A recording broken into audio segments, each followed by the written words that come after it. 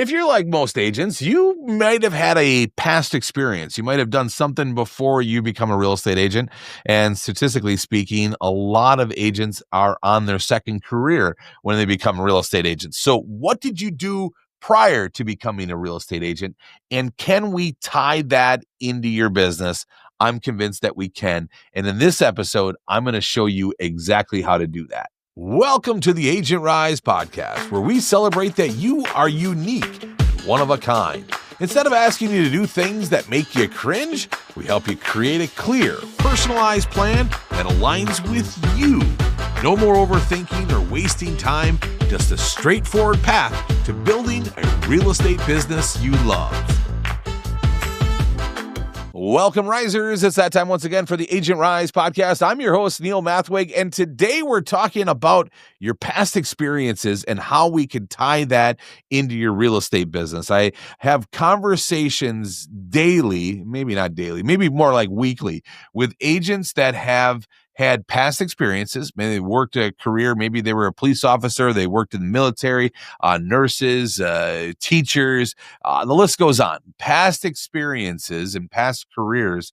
And now real estate has become their second career. So how do you tie that first career into your real estate business? So today I'm going to give you some real life examples around this. I'm going to use a police officer as an example. I just had a great conversation with a former officer, and he's now stepping into real estate. So how can he use being a former police officer? How can he use that as a part of his brand? Also, I met with an agent that was a former golf pro. How do we bring that passion for golf and everything from his past? How do we bring that into his business?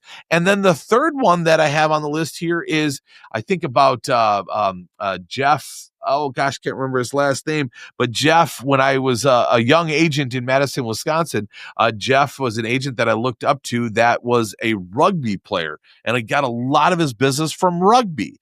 So how do you step into that without being salesy, right? Like that's an opportunity for you to network with people and to be a part. You're already a part of the community. So how do you get them to know that you're a real estate agent, and how do you get them to choose you as the go-to agent, right? That's what we're going to cover today. Let's first talk about a former career as a police officer. And so I'm going to talk about police officers, but maybe if you worked as a fire or EMT, maybe you've worked as a nurse, any of those, a teacher is another one. Any of those professions are very trusted professions. And as a real estate agent, that's what we're going for, right? Like we want to earn people's trust. And when we earn their trust, they're more likely to not only use us as their real estate agent, but they're also likely to refer us. And so how do you build that trust? It's a tricky thing to do. Well, you've got an advantage when you're a police officer or a nurse or a teacher, because those are some of the most trusted professions that they are. And so if you are in one of those trusted professions or have been in one of those trusted professions, you should use that as credibility and for a reason for them to work with you. And so what I recommend here is we want to play on that trust. And what I recommend here is to position your brand so that people know that you were a police officer for over 20 years. And you can even start out by, in your bio, you can say, after a 20-year career as a police officer, I retired from the force and became a full-time real estate agent, right? So it can be as simple as that. You could also take it to another level. I think of my good friend out in California, Connor MacGyver. Connor and his wife have a team, and Connor was a police officer, I think, for 12 or 13 years. And so they have a brand called Paris 911.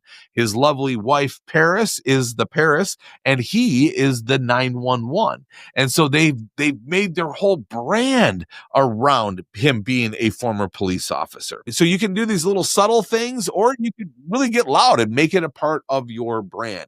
Now, the next thing that I would do is I would want to make sure that everybody that I know that's on the force to this day, make sure that they all know that I'm a real estate agent. So I would send them an announcement letter, and I would say, hey, if you haven't heard, I retired from the force, and after all these amazing years, but now I am pursuing a full-time career as a real estate agent, and I would greatly appreciate any support you could give. We've got these announcement letters inside of Agent Rise Rise Academy, we have both a new one and a Reconnect one. In this case, most likely you're a new agent, so you'd want to use the new one. But you want everybody in your department there, that you want everybody to know that you are now a real estate agent. And then following that announcement letter, I would continue with a monthly newsletter. I would send a monthly newsletter month after month, year after year. I would also have a section in that newsletter that speaks to you being a former police officer. It speaks to that branding, and it also speaks to a nonprofit that other officers would be interested in supporting. And so this nonprofit is a way for you to position that you can say every closing that we get all goes towards helping this nonprofit. Another thing you could do that's really similar to this is Homes for Hero. And I'm not suggesting that you go with Homes for Hero. I'm also not knocking it. I think it's a great program, and it's raised a lot of money, and it's a great thing. But I think you can create your own Homes for Hero, and you can support your own initiatives of the things that you want to support in your community without having to go through that program. So I really like the Homes for Heroes. I think it's a great concept, but I'd say, hey, take that idea and run with it to create your own program, to create your own initiative. Some other things that you could do is maybe offer first-time home buyer classes in the department. So you could go, and put on a class, maybe have a lender come along with you and put on a class for those that have not bought a home and would like to buy a home. You could also do home seller seminars as well, additional things that you could provide value to those that are on the force. I would also recommend, as a part of your sphere of influence pillar, so we teach the sphere of influence pillar. Steps 1 through 3 are to build that database, send that announcement letter, and then start mailing monthly newsletters. All right. Now, after you get through all of the Agent Rise steps, step number 8 is to come back to your sphere of influence and add more to it. We call it the sphere of influence 2.0. And I would highly recommend that you do this, that you add more to your sphere. And with it, I would recommend that you add client events. And there's a lot of different options, a lot of different things that you can do for Sphere of Influence 2.0, but one of my favorites is client events. And for the client events, I envision doing something like that I did was called Party in the Park, or we also had a party called Summer Jam, and you put on a annual party, and it could be at a park, it could have bouncy castles, maybe some food trucks, maybe face painting for the kids, other extra things that could go on, right? And then in addition to doing all of that, you could ask the fire department to bring a squad and ask the police or the fire. I'm sorry, I said that wrong. Ask the police department to bring a squad and ask the fire department to bring a fire truck. And so the kids can climb through the trucks and the cars and see everything. And then you are also tying that into your brand, right? So come see the fire trucks, come see the police cars. I'm going to have them at my party. And again, that becomes part of your brand. Some other things that you could do here is overall branding. Paris 911. You could have the overall branding, and with that, I would have a tagline. Like not only do we don't just sell houses, but we are the go-to agent that works with all of those that serve us, right? So those that serve are the people that we represent, the people that we work with, right? So you can position yourself in a strong sense there of saying, hey, we serve and protect those that serve and protect. And obviously you need to come up with a good tagline here, but I want to give you some ideas around that. Okay. So next I want to help those that love golf. Maybe that's you. Maybe you're a previous golf pro, or maybe you currently are a golf pro, or maybe you just love the sport of golf. How do you tie that into your business? Now, before we get onto that, I want to invite you to the Agent Rise Summit that's happening April 27th to the 29th in beautiful downtown Fort Myers. This is 3 days of clarity, breakthrough, and connections with agents just like you, agents who are tired of chasing the next thing and are on that commission roller coaster, that up and down. We want to smooth all of that out for you. We want to help you step off that commission roller coaster and build a business that you love. During the summit, we're going to be going deep on the exact framework, the 3-pillar plan, the sphere, the chase, and the attraction. We're going to be talking about content strategies, systems, AI, video, our mindset, like the list goes on. But what makes the summit different is that it's not just about information, it's about transformation. Our goal is for every agent to leave with a clear plan that is congruent to them and one that they stay consistent with. Because if you're anything like me, you go to a conference and you get all these great ideas, you have all these ideas and all these things that you should be doing, and then you go home and you shit all over yourself, right? You got all these things that you should be doing and you don't know what to put into place.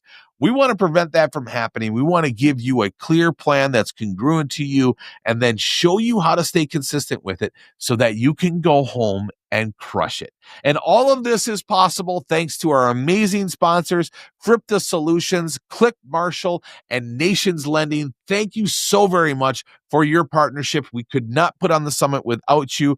And again, thank you so very much. So now it's your chance to get your tickets. Again, April 27th to the 29th. It's coming quick. So go to agentrisesummit.com and register today. Hope to see you there. Now let's get on to the second example, which is those that love golf. And this is for, I had an agent that was a former golf pro, right? And so how can you tie golf into your business? And maybe you weren't a former golf pro, but maybe you just love golf. And how can you tie golf into your real estate business? All right. So the first thing that I would recommend doing here is you want to surround yourself with other people that love golf. Okay. And one of the best ways to do that is to run ads for houses on golf course, for a list of all houses that are currently active in the area that are on a golf course or near a golf course, or however you want to position it, golf course homes. Click here. And then what you're going to be doing is you're going to be generating leads of people that want to live by golf courses. And most likely, if they want to live by a golf course, they love golf. Right? So that's one way that you can generate. You can use your chase pillar to generate cold leads of people that want to live on golf courses. The next thing that I would recommend is that you position yourself as a member at one of the golf courses and be very active and golf a lot and be there. And then bring your clients with you. Bring three other clients with you. Handpick some people and invite people to go golfing with you. Use golf as the way to socialize and the way for you to network. So not only are you a member of the club and you get to know everybody in the club and network that way, but then when you're bringing your clients out to the club, you're then bringing them into that networking as well, right? So use golf as your way to network. Also, if you're a golf pro and somebody really that you're working with that maybe it's a somebody else that you want to network, maybe a good referral partner that would love golf lessons, then give them golf lessons, right? Like help them better their golf game. Take them golfing and help them better their golf game. So just think about the value that you could add to a referral partner that loves to golf. And then another idea with this too is, not only is it the networking and, bringing people together, but to take this to another level, you could do an annual golf outing, right? Host an annual golf outing and all of that networking and finding sponsors and finding those that want to sign up. And all of that work is all going to be networking work that's going to create those relationships that are going to lead to real estate transactions. And the last thing that I want to bring up around golf and what you can do to niche with this is to make golf a part of your entire brand. I mean, you could put a little golf club in your logo, a little golf ball in your logo. I think you should go even further than that. I think your photos on your website should be on the golf course and you golfing. I think there should be old photos of you golfing, maybe when you were a little kid and you just started golfing. I think all of your branding and all of your storytelling should be around your love for golf. And you're thinking, well, what does this have to do with real estate? Well, you're going to be a professional as a real estate agent, but now we need to attract people that have similar interests as you. And that's what we're going for there. Like somebody that loves golf, they're going to love you as the real estate agent, especially if they want to live on a golf course. So I would suggest going all in on this. Make this a part of your brand. Make this a part of your chase pillar. Make this a part of your sphere pillar, included in your newsletter. And then as far as the attraction pillar goes, you could constantly be talking about new listings on golf courses. You could be talking about new neighborhoods that are getting golf courses. You could go and be that person that is on the forefront of where the listings are around golf courses. And then you're attracting people that love to golf. That's the whole idea behind it. Now, the third example is one that I want to use here because I feel that so many agents are a part of different clubs. You know, I use like hockey and lacrosse and rugby and running clubs and stuff like that as an example. But there's even more than that. There's small groups from church. There's card clubs, and there's all kinds of clubs. Okay, so now how do you position yourself and your brand without being salesy in front of these groups, in front of these clubs? And a few ideas that I have here, and I'd love to hear from you if you've got more ideas. But the number one idea that I see working the best here is to understand what others in the group need help with, and then give them that help and then support them. So maybe they would be a great referral partner. We'll understand what their business is all about and understand who their ideal client is, and then get busy referring them, because when you refer people, they will reciprocate and they will refer back.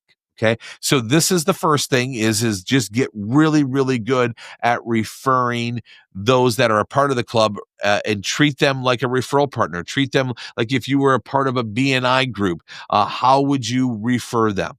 All right.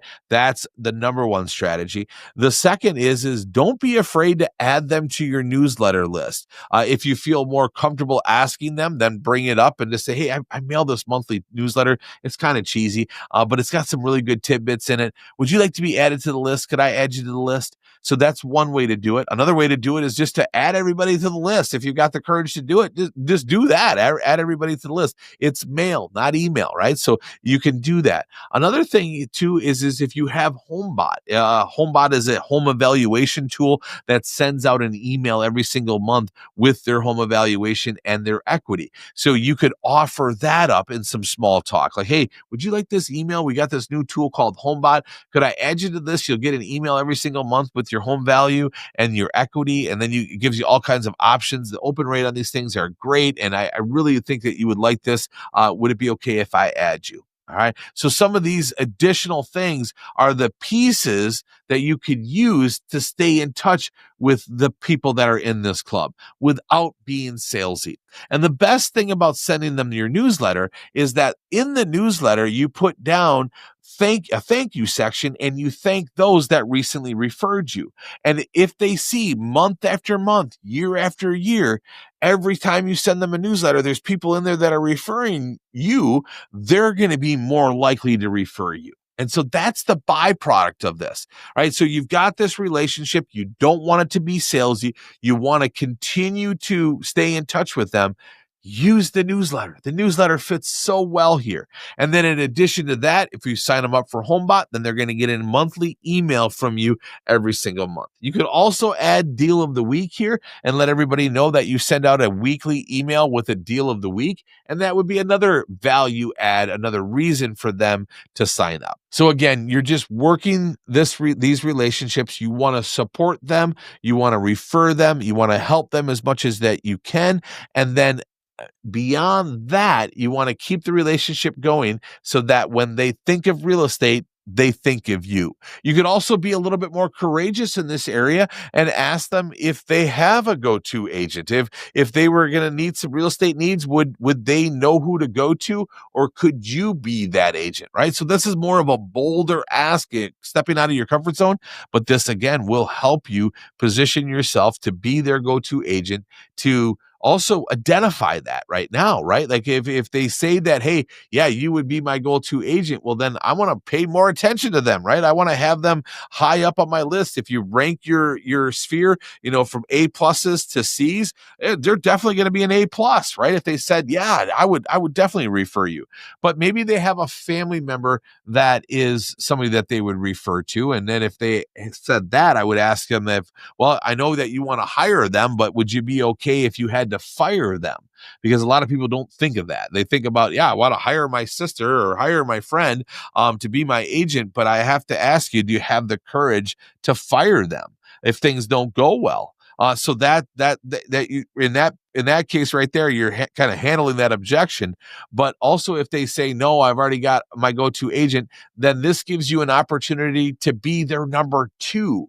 And this is a great place to be, right? Because a lot of agents come and go. A lot of agents drop the ball and don't do a great job with communication. So by you focusing on being their number two, that's a great opportunity, right? So be okay if they already have an agent. You could even say, hey, do you have another agent? Or and if you do, would you know who to work with? Because if they do, that's all right. That's no problem. You could be their number two and eventually earn that business. Another thing that you could do with your group is sponsor the group. If you've got tournaments coming up or they need sponsors, that's a great way to insert your name and your brand. You're paying for that space and you can market all you want, right? So if there's sponsorship opportunities, step into that. Also, if you want to maybe host a party just for your group, that would be another way to promote your brand. Maybe you want to just throw a cocktail party or throw something and invite only those that are a part of your group or part of your membership or your club.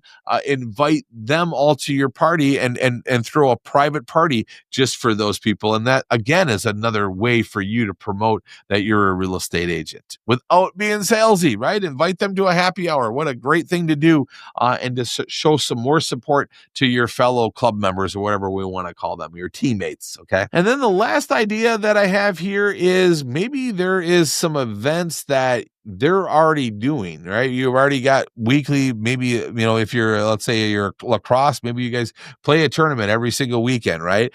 So what can you do to promote lacrosse? What can you do to promote that event and help get more people to the event? Right. So it's not only about promoting your business, but it's also about promoting the club. And if you are a champion for that club and you're out there promoting it, that's going to, number one, grow the club, but then also make you kind of stand out as the one that is helping grow the club.